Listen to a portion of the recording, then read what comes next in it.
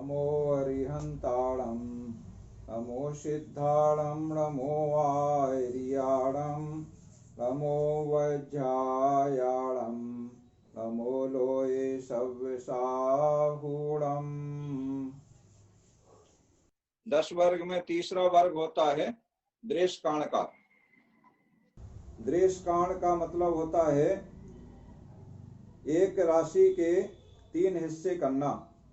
देखो अभी हमने 2 हिस्से किए होरा कुंडली में, तो 2 हिस्से करने से एक हिस्सा चंद्र को गया, एक हिस्सा सूर्य, माने चौथी और 5वीं राशि में विभाजन हो गया। इसको होरा कुंडली हमने कहा।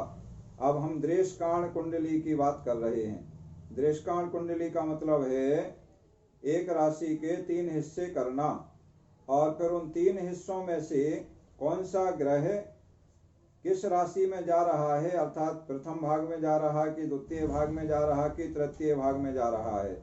देखो ये चीज हमने आपको पूर्व में बताई थी, जब आप ग्रह स्पष्ट कर रहे थे तब हमने बताया था कि अगर हम ग्रह स्पष्ट करने में कोई त्रुटि करेंगे और जैसे बीच में ग्रह आ रहा है तब तो बहुत अंतर नहीं पड़ेगा, और जब सूक्ष्म अंशों में हम जाएंगे आगे और बढ़ेंगे तो बहुत कम से भी अंतर पड़ेगा।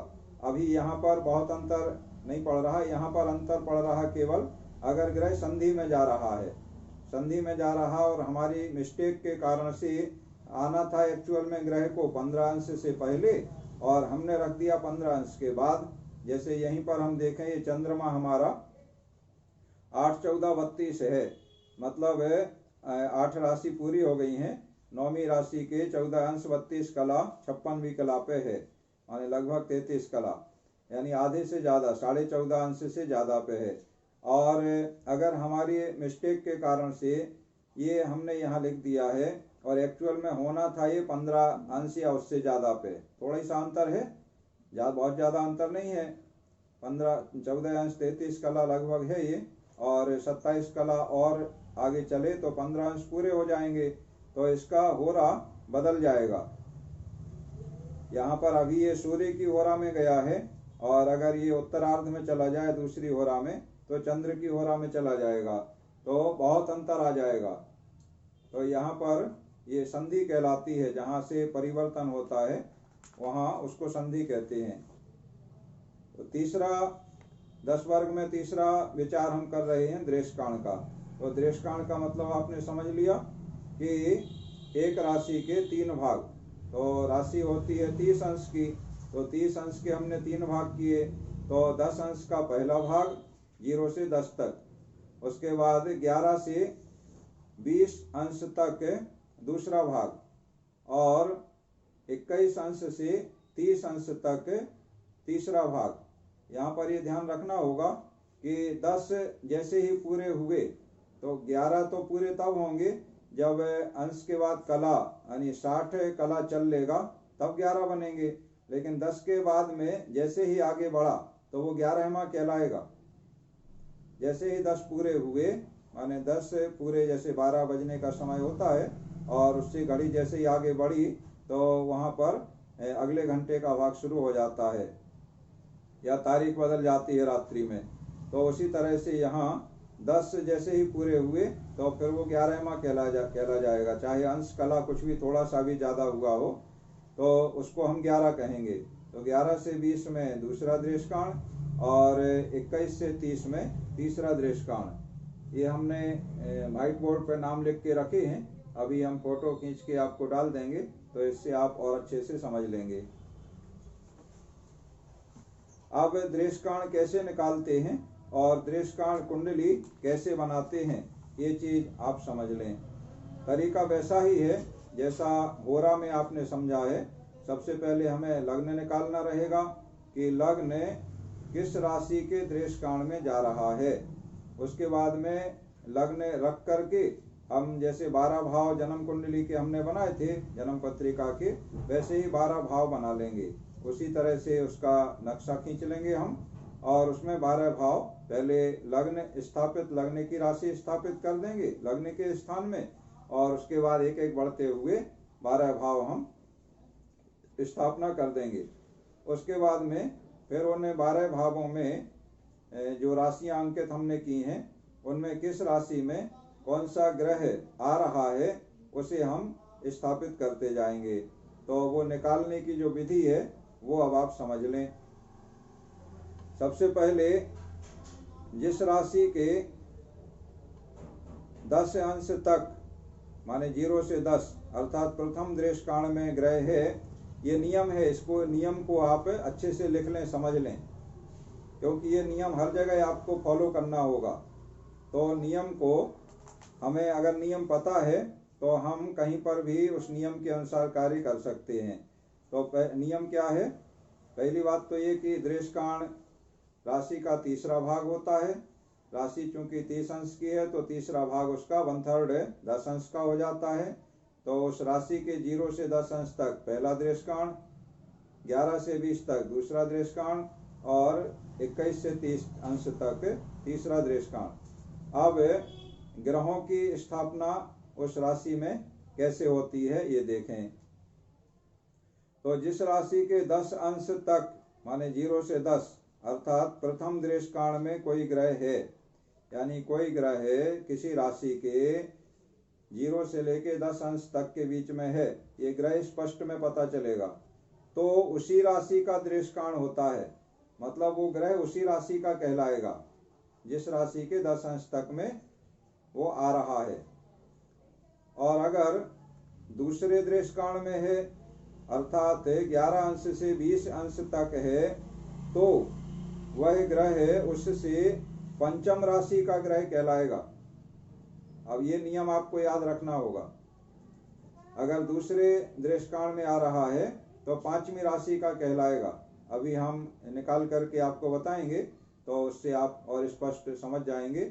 अभी नियम आप समझ लें, लिख लें, याद कर लें। 11 अंश से 20 अंश तक अर्थात दूसरे दृष्टांत में है तो उससे पंचम राशि का ग्रह कहलाएगा। जिस राशि में है उससे पांचवी राशि का। और राशि की गणना करना हमने आपको बताया था कि ज्योतिष में जो गणना की जाती है वह अपने घर से शुरू होती है। जैसे कोई ग्रह पांचवी राशि में है और 11 अंश का है तो पांचवी राशि का मतलब पांचवी यानी सिंह राशि, तो 5 से पांचवा तो 5, 6, 7, 8, 9 तो 9 कहलाएगा, मतलब वो नौवीं धनु राशि में गया। इस तरह से दूसरे दृष्टांत का अगर है तो पंचम राशि का। और अगर तीसरे दृष्टांत में है, तीसरे दृष्टांत का मतलब 21 अंश से 30 अंश तक का है तो उससे पांचवी राशि का, उससे मतलब दूसरे से पांचवी राशि का, या ऐसे कहें कि मूल राशि से नौवीं राशि का। मूल राशि से पांचवी और पांचवी से पांचवी ऐसे जब गिनेंगे तो मूल राशि से नौवीं राशि आ जाएगी। तो अगर तीसरे दृष्टांत में है तो मूल राशि से नौवीं राशि का ग्रह कहलाएगा। अब हम इसको कैलकुलेट करके देख लें जरा। सबसे पहले हम लग्न को देख लें। लग्न हमारी है 7, 11, 49, 29। 7, 11, 49, 29। 7, 11 का मतलब क्या हो गया? 8वीं राशि है लग्न में। 8वीं का मतलब है वृश्चिक राशि की हमारी लग्न है, माने वृश्चिक लग्न में जन्म हुआ है। तो जन्म पत्रिका में तो हमने वृश्चिक उन्हें 8 से लिखना शुरू किया। 8, 9, 10, 11, 12, 1, 2, 3, 4, 5, 6, 7 ऐसे लिख लिया।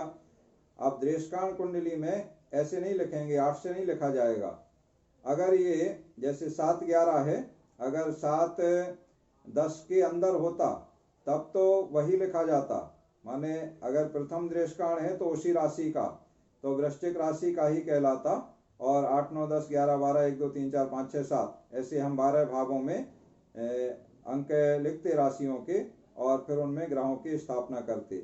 लेकिन यहाँ पर ये चला गया दूसरे दृष्टांत में। तो दूसरे दृष्टांत का मतलब क्या हो गया? उस राशि से पांचवी राशि। अब उस राशि से पांचवी राशि हम गिने तो किस राशि से गिनना है? ये लग्न हमारी वृश्चिक है तो वृश्चिक से पांचवी गिने। वृश्चिक में क्या है हमारा? 8वीं राशि है। तो गिने वृश्चिक से वृश्चिक, धनु, मकर, कुंभ, मीन। अपने घर से हमने गिनना शुरू किया तो ये मीन राशि हमारी लग्न में आ गई।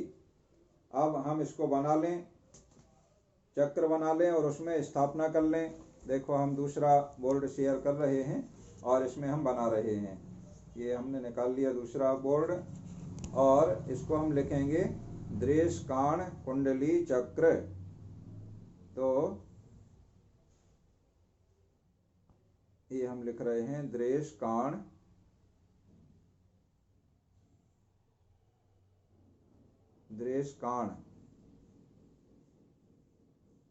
कुंडली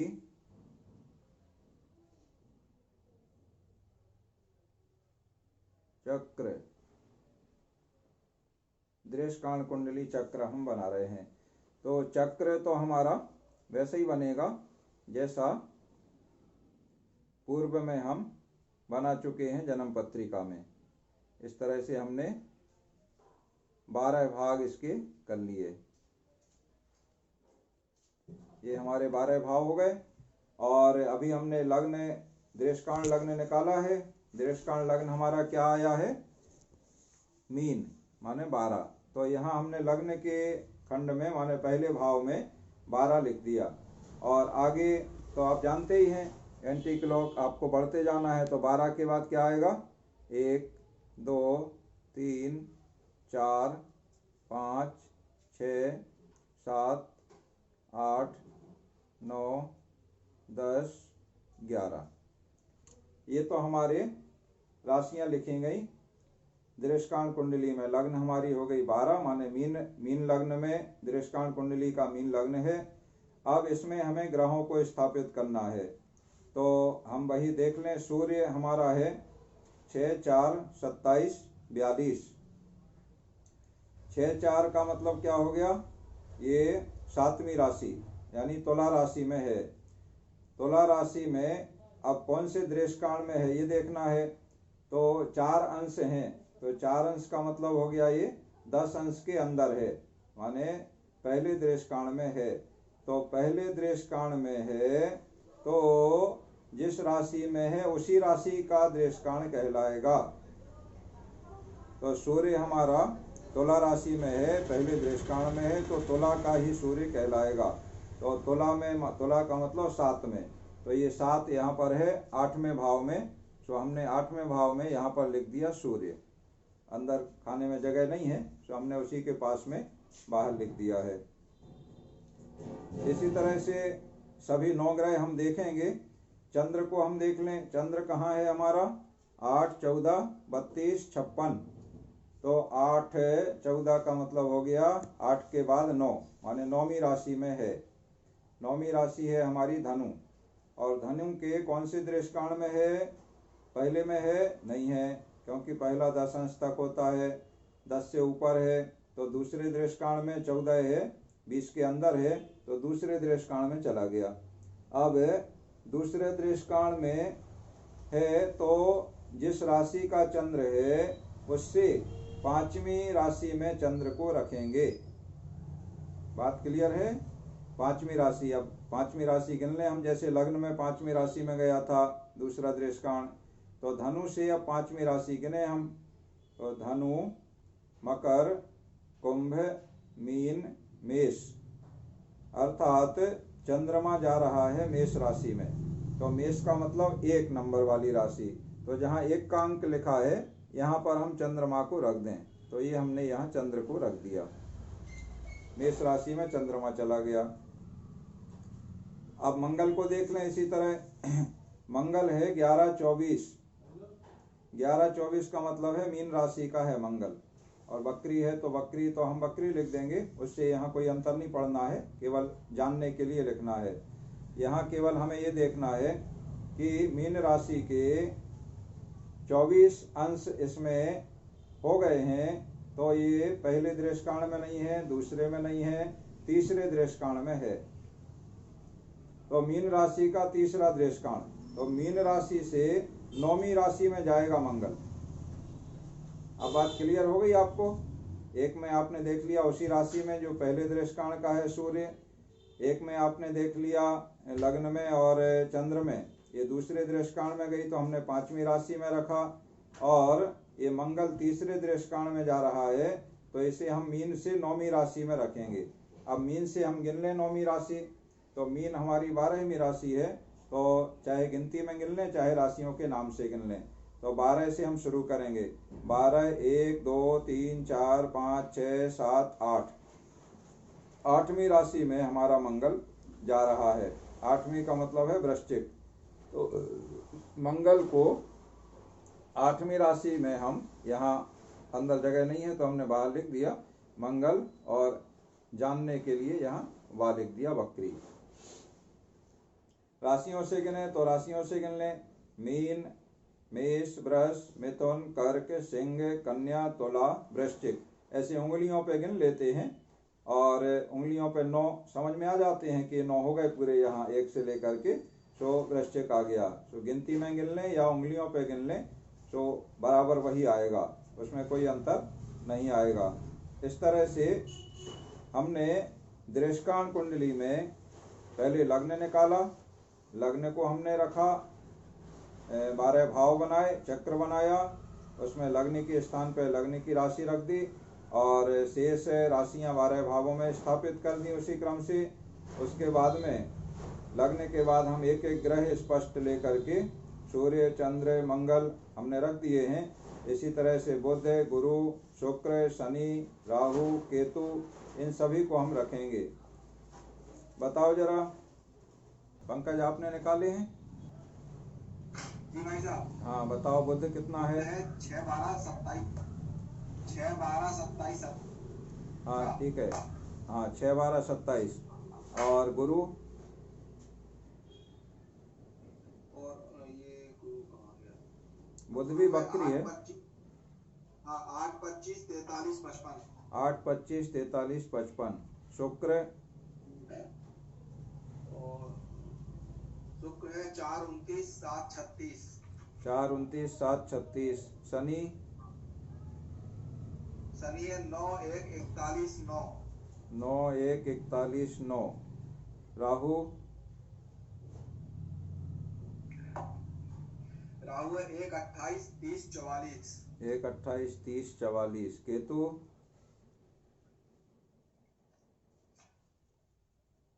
केतु रह गया भाई साहब, कैलकुलेशन पूरा नहीं हो पाया था उसका, मैं छोड़ अरे दिया। केतु में कैलकुलेशन करना ही नहीं होता है। केतु में कैलकुलेशन नहीं करना होता है। राहु में 6 राशि जोड़ दो तो केतु हो जाता है। ठीक है, हाँ सरल है ही, उसमें करना ही कुछ भी नहीं करना है, गुणा भाग कुछ नहीं करना है, हम गुणा भाग कर रहे थे। कुछ भी नहीं करना है। केतु के लिए गुणा भाग नहीं किया जाता है। राहु और केतु हमेशा परस्पर विपरीत रहते हैं, उनमें हमेशा 6 राशि का अंतर रहता है हमेशा, और हमेशा ये वक्री चलते हैं। ठीक है, तो हमेशा याद रखो, मतलब आगे नहीं बढ़ते हैं, पीछे पीछे उल्टे चलते हैं हमेशा। तो राहु स्पष्ट में 6 राशि जोड़ दो, माने अंश कला विकला वही रहेंगे, केवल राशि 6 बढ़ जाएंगी। तो जैसे 1 28 30 44 आपका राहु आया है, तो केतु आपका हो जाएगा 7 28 30 44। ठीक है, अब हाँ बस राशि में 6 बढ़ा देना रहते हैं। तो वो जन्म पत्रिका में हमेशा एक दूसरे के सामने रहते हैं, 7वें घर को देखते हैं हमेशा। काउंटिंग अपने घर से शुरू होती है, इसलिए 6 राशि बढ़ाए हैं तो 7वां घर हो जाता है, अपने घर से वो वाला घर 7वां हो जाएगा। तो हर ग्रह के सामने 7वां जो घर है वो उसके सामने का घर कहलाता है। जैसे जन्म पत्रिका में पहला अपना स्वयं का होता है, तनु माने अपना निजी होता है, और उसके सामने जो होता है नीचे केंद्र का, तो वो पत्नी का घर होता है। 12 भावों में पत्नी का घर 7वां भाव होता है। तो अगर राहु पहले में माने अपने में है तो केतु 7वें में पत्नी के घर में रहेगा, अगर राहु पत्नी के घर में है तो केतु अपने घर में रहेगा। इस तरह से आमने सामने रहते हैं हमेशा। तो अब आप इस तरीके से होरा कुंडली भी निकाल लेंगे। होरा कुंडली में बुध, गुरु, शुक्र, शनि, राहु, केतु कहाँ आ रहे हैं, और दृष्टांत कुंडली में भी हाँ होरा कुंडली में केवल चंद्र में शनि आ रहा है, बाकी सब सूर्य में आ रहे हैं। बहुत बढ़िया है, बहुत अच्छा है। तो फिर ये ग्रह इकट्ठे हो रहे हैं, उसका अलग अलग फल होता है, कितने ग्रह हैं तो उसका फल क्या होगा, सो वो अपन उसमें लेंगे विशेष रूप से फलादेश में। अभी केवल आप बनाना सीख लें, पहले बनाने का काम आप पूरा कर लेंगे तो फिर आपको आगे सुविधा रहेगी फलादेश में। इसलिए जितना अभी आपको बनाने का काम है, सो अभी आप जैसे आज आपने पहला तो आप बना ही चुके हैं पूर्व में, ग्रह जो जन्म पत्रिका बनाई है उससे पहला 10 वर्ग का पहला वर्ग ग्रह उस जन्म पत्रिका से होता है। और दूसरा हमारा 10 वर्ग में है होरा, तो होरा में आपने सूर्य की होरा और चंद्र की होरा, माने एक राशि में 2 होरा होती हैं 15-15 अंश की। और तीसरा आपने वर्ग जान लिया दृष्काण, जो 10-10 अंश के एक राशि में 3 दृष्काण होते हैं।